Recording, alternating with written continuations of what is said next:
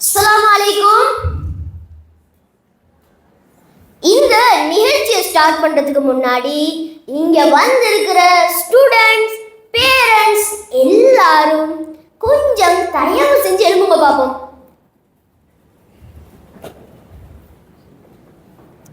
Right.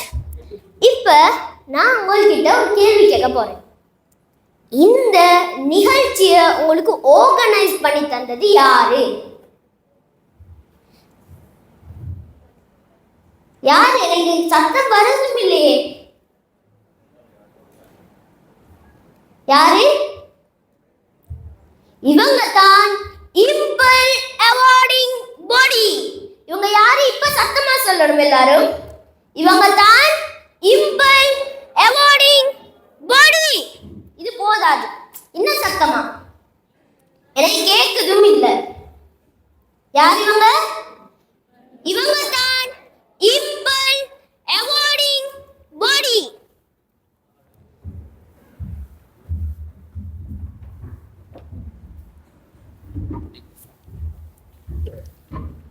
Parents சத்தம் மட்டும் இன்னைக்கு கேக்குது.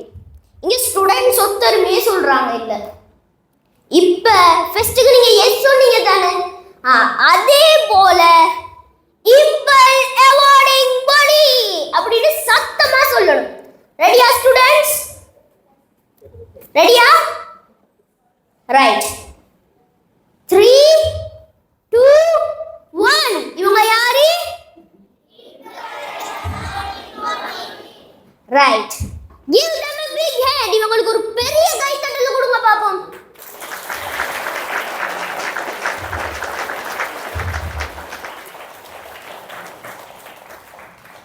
ரைட். இப்ப எல்லாரும் உட்காருங்க. ஆனா ஒரே ஒரு நிபந்தனை, உட்கார்ற நேரம் அதே உற்சாகத்தோட உட்காரணும். ரைட், உட்காருங்க.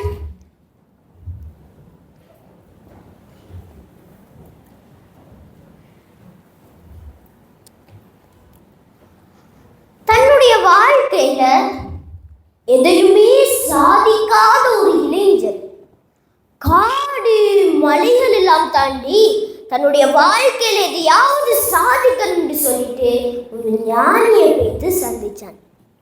அந்த ஞானி இடத்துல, ஞானியே, நான் என்ன வாழ்க்கையில எதையாவது சாதிக்கணும், அதுக்கு எனக்கு ஒரு வரம் தாங்க. அதுக்கு அந்த ஞானி சொல்றாரு, சரி, நான் உனக்கு சாதனைன்னு சொல்ற ஒரு பாதைய திறந்து தாரு. அந்த பாதையை நீ பயணிக்கிற நேரம் 3 நபரை சந்திப்பாய். அந்த 3 நபரையும் நீ சரியாக பயன்படுத்தினாய் என்று சொன்னா உன்னுடைய வாழ்க்கையில உனக்கு வெற்றி பெற ஏறும். இந்த இளைஞனும் சரின்னு சொல்லிட்டு அந்த சாதனைன்னு சொல்ற அந்த பாதையில பயணிக்க ஆரம்பிக்கிறான். சில நாட்கள், வாரங்கள், மாதங்களாக பயணிச்சு போய்த்து கொண்டிருக்கிற நேரம் திடீர்னு ஒரு பயங்கரமான நபரை இந்த இளைஞன் சந்திச்சான். அந்த நபர் இந்த இளைஞனை பார்த்து, நீ எங்க போறாய் அப்படின்னு ஆதிக்கமாக கேட்டாரு. இந்த இளைஞனும் பயத்தோடையும் அதிர்ச்சியோடையும், நான் என்ன வாழ்க்கையில எதையாவது சாதிக்கணும்னு போறேன் அப்படின்னு பதில் அளிச்சான். பிறகு அந்த நபர் சொல்றாரு, அப்படியா? அப்படின்னு சொன்னா உனக்கு என்ன சந்திக்காம போகவே இயலாது. பிறகு இந்த இளைஞன் கேட்கிறான், நீங்க யாரு? அதுக்கு அந்த நபர் சொல்றாரு, நான் தான் அவமானம். அந்த இளைஞன் அந்த அவமானம் சொல்ற அந்த கட்டத்தை கஷ்டப்பட்டு பாடுபட்டு பல வாரங்கள், மாதங்கள், வருடங்களா கடந்து போய்த்து கொண்டிருக்கிற நேரம் ஒரு அன்பான பிரகாசமான நபரை சந்திச்சான். அந்த நபர் இந்த இளைஞனை பார்த்து, நீங்க எங்க போறீங்க அப்படின்னு கேட்டாரு. அதுக்கு அந்த இளைஞன், நான் என் வாழ்க்கையில எதையாவது சாதிக்கணும்னு போறேன் போறேன் அப்படின்னு பதிலளிச்சேன்.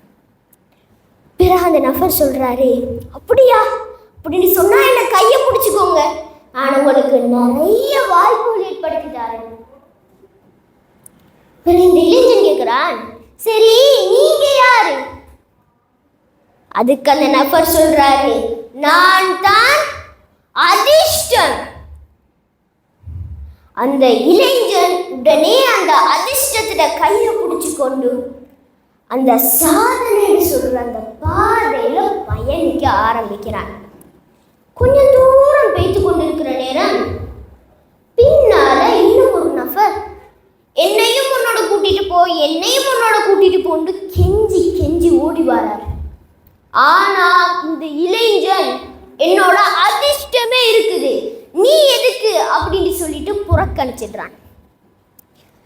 இந்த அதிர்ஷ்டமும் இந்த இளைஞனுக்கு எத்தனையோ வாய்ப்புகள் ஏற்படுத்தி கொடுக்குது. ஆனா அந்த இளைஞன் அது எதிலையுமே வெற்றி அடையல. பிறகு இந்த அதிர்ஷ்டமே இந்த இளைஞனை தூக்கி வீசிட்டு போயிடுச்சு. இந்த இளைஞன் கவலையோட அதே பாதையில் உட்கார்ந்து அழுது கொண்டிருந்தார். அந்த நேரம் அந்த மூணாவது நபர் இந்த இளைஞன்கிட்ட வந்து, நீ ஏன் அழுது கொண்டிருக்கிறாய் அப்படின்னு கேட்டார். அதுக்கு அந்த இளைஞன் நடந்த எல்லா விஷயத்தையும் அந்த நபர் கிட்ட சொல்றான். பிறகு அந்த நபர் சொல்றாரு, நீ என்ன அப்பவே கூட்டி கொண்டு போயிருந்தாய் சொன்னா உனக்கு இப்படியெல்லாம் நடந்திருக்குமா? அப்பதான் அந்த இளைஞன் அவனுடைய தவற உணர்ந்து கேட்கிறான், நீங்க யாரு? அதுக்கு அந்த நபர் சொல்றாரு, நான் தான் திறமை. அதிர்ஷ்டம் வரும் போகும், ஆனால் நிலைக்காது. திறமை ஒன்று தான் வாழ்க்கையில எப்பவுமே நிலைச்சு நிற்கும். நீ அதிர்ஷ்டத்தை நம்பி திறமையை கைவிட்டால் அதனால தான் உன்னுடைய வாழ்க்கையில உனக்கு வெற்றி பெற இயலாம போயிடுச்சு. இந்த கதையில வர இளைஞனை போலத்தான் நாங்களும். எங்களோட யார் இருக்கிறாங்க சொல்லுங்க பிரதர்ஸ் அண்ட் சிஸ்டர்ஸ், யார் இருக்கிறாங்க?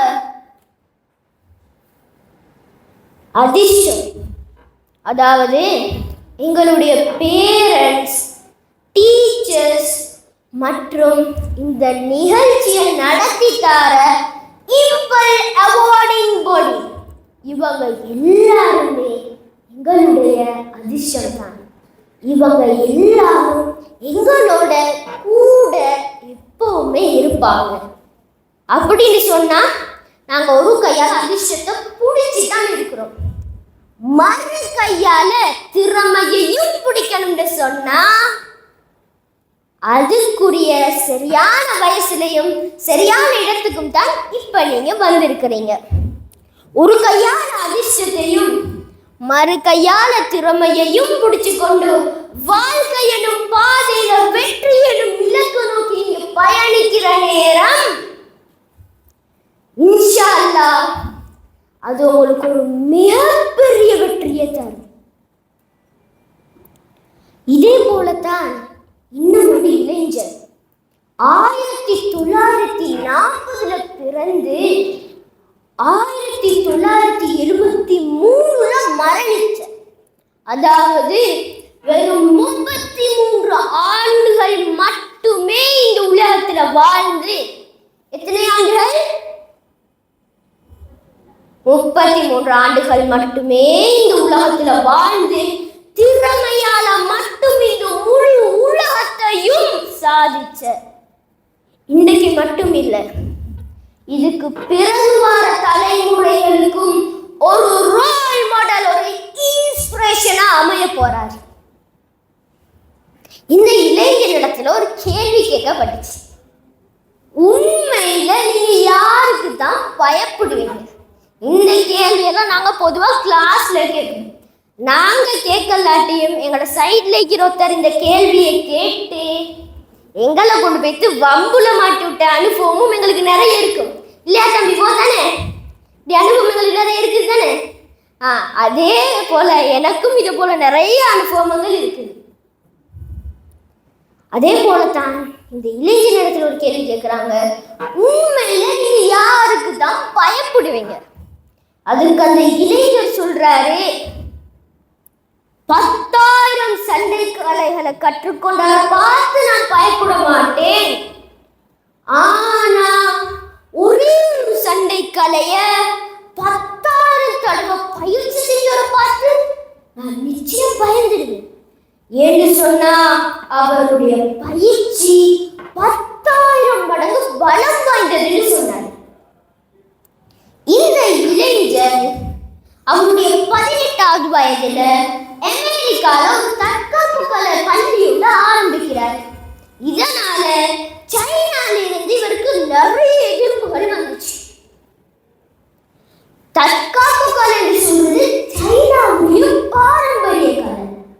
அத சைனா மக்களை தவிர வேற யாருக்கும் படிச்சு கொடுக்க கூடாது. ஆனா இந்த இளைஞர் சொல்றாரு, தற்காப்பு கலை என்று சொல்றது பொதுவான ஒன்று, அதை யாருக்கு வேண்டாலும் படிச்சு கொள்ள ஏனும். இதனால சைனா இந்த இளைஞர்கள் மேல இன்னும் கோபம் அடைஞ்சி தற்காப்பு கலையிலேயே ரொம்ப ஃபேமஸான ஒன் ஜெட் மேன் என்றவருக்கும் இந்த இளைஞனுக்கும் ஒரு போட்டியை ஏற்பாடு செஞ்சிச்சு.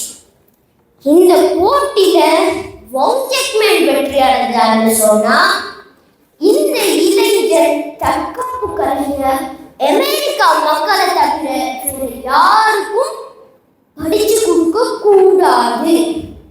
அதே அந்த இளைஞர் வெற்றி அடைஞ்சாருன்னு சொன்னா அவர் விரும்பப்படி யாருக்கு வேண்டாலும் தற்காப்பு கலையை படிச்சு கொடுக்கணும்னு சொல்றது தான் இந்த போட்டியில விதிமுறை. போட்டி ஆரம்பமாயிடுச்சு. வெறும் 3 நிமிஷம் மட்டுமே நடந்து இந்த போட்டியில. எத்தனை நிமிஷம் கேட்கல? வெறும் 3 நிமிஷம் மட்டுமே நடந்த இந்த போட்டியில இந்த இளைஞர் வெற்றி அடைஞ்சார். ஆனா சோகத்தோடயே இருந்தார். நான் ஒன் ஜெட் மேனை தோற்கடிக்க 3 நிமிஷம் எடுத்துக்கொண்டேன். பிற்காலத்தில் சொன்னா நான் பெரிய ஆபத்து சந்திக்க நேரிடும். இனி பாரம்பரிய தற்காப்பு கலையை பயன்படுத்துறதுக்கு யோசிக்கணும்னு சொன்னார். பிறகு பாக்ஸிங், ஜூடோ, ஜிஜிட்சு, கராத்தே மற்றும் அவருக்கு மிகவும் பிடித்த சாசா நடனத்தை சேர்த்து புதிதாக ஒரு தற்காப்பு கலையை உருவாக்கினார். அதுக்கு ஜீட் குண்டோ அப்படின்னு சொல்ற பெயரையும் வச்சார். இந்த கதையில வர இளைஞர் யாருன்னு சொல்லி இங்க வந்திருக்க யாருக்காவது தெரியுமா? இங்க வந்திருக்கிற ஸ்டூடெண்ட்ஸ்க்கு மட்டும் இல்லாம பேரண்ட்ஸ்க்கும் இதுக்குரிய ஆன்சரை சொல்லு. ப்ரூஸ் லீ சரியான விட. இவர்தான் உலக சாதனை படைத்த ப்ரூஸ் லீ. இந்த ப்ரூஸ் லீ ஜீட் குண்டோன்னு சொல்ற ஒரு தற்காப்பு கலையை உருவாக்கினதுக்கு பின்னால நான் சினிமா துறையில நடிக்க தயாராக இருக்கிறேன் அப்படின்னு சொல்ல அறிவித்தல வெளியிட்டார். தற்காப்பு கலையை மறந்து சினிமா துறையில நடிக்க அலைகிறார் அப்படின்னு சொல்ற விமர்சனம் பல வந்துச்சு. ஆனா ப்ரூஸ் லீ வாய்ப்புகள் தாமாக வராது, அதை நாம தான் ஏற்படுத்திக் கொள்ளணும். இந்த சினிமா துறை மூலமே இந்த தற்காப்பு கலை இன்னும் புகழடைந்து சொன்னார். பிறகு 1971 அவர் நடித்த தி பிக் பாஸ் அப்படின்னு சொல்ற திரைப்படம் உலகமெங்கும் பிரபல்யம் அடைஞ்சிச்சு. பிறகு அவர் நடித்த ஒவ்வொரு திரைப்படமும் சாதனை படைச்சிச்சு. இவரோட வெற்றிக்கு காரணமான யுக்திகள் என்னன்னு இந்த ப்ரூஸ் லீ இடத்துல ஒரு நேர்காணல கேட்கப்பட்ட நேரம், 嗯 வெற்றியை தார ஒரு பாதையில 3 நிமிஷம் மட்டுமே தோல்விக்கான பாதையும் இருக்கும். உங்களை தோற்கடிக்கக்கூடிய ஒரு பேரழிவுல வெற்றிக்கான பாதையும் இருக்கும். எப்பவும் நல்லதும் கெட்டதும் ஒன்று சேர்ந்தே இருக்கும். அதை எதிர்கொள்றதுக்கு நீங்க பழகிக்கொள்ள வேண்டும். எப்பவும் ஒரு தண்ணீரை போல இருங்க. தண்ணீரை ஒரு கூப்பையில ஊத்தினா அது ஒரு கூப்பையாக மாறிடும். தண்ணீரை ஒரு போத்தல்ல ஊத்தினா அது ஒரு போத்தலாக மாறிடும். தண்ணீரை ஒரு குவளையில் ஊத்தினா ஒரு குவளையாவே மாறிடும். தண்ணீரால ஒதுங்கி செல்ல முடியும், உடை தெரிய முடியும். அதனுடைய பாதையில தடைகள் தோன்றினா அந்த தடையிலேயே அது பாதையாக்கிக் கொள்ளும். வழிகளை தாங்க பழகிக் கொள்ளுங்க. வாழ்க்கை சுவாரஸ்யமானதாக மாறும். விதைக்குள்ளே இருந்து விட்டால் வெளியேறாத ஆழம். உனக்குள்ளே இருந்து விட்டால் வீணாகும் உந்தன் திறன். வேதனைகளும் சாதனைகளாக மாறும். விடாமுயற்சி இருந்தால் என்றும் நீரை போன்ற நெஞ்சை கொண்டிரு. எப்பாத்திரத்திற்கும் ஏற்றார் போல் உன் பாத்திரம் அமையும். ஆழ்கடல் சென்றவன் எல்லாம் முத்து குடித்தவனாவதில்லை. அதன் ஆழம் வரை சென்றவனே முத்திற்கும் சொந்தமாகின்றான், முயற்சிக்கும் சொந்தமாகின்றான். விழுந்து கிடந்தால் சிலந்தி கூட உன்னை சிறை பிடிக்கும். எழுந்து நின்றால் எரிமலை கூட வலி கொடுக்கும். முடியாது என்று நினைத்து விட்டால் மூச்சு காற்றும் நின்றுவிடும். முடியும் என்று துணிந்து நின்றால் மூளைக்குள் மின்சாரம் பிறப்பெடுக்கும். சாதிக்க துணிந்த அத்துணை பேருக்கும் வெற்றி கதவுகள் திறந்தே இருக்கின்றன. ஜஸாக்கல்லாஹ். நன்றி, வாழ்த்துக்கள்.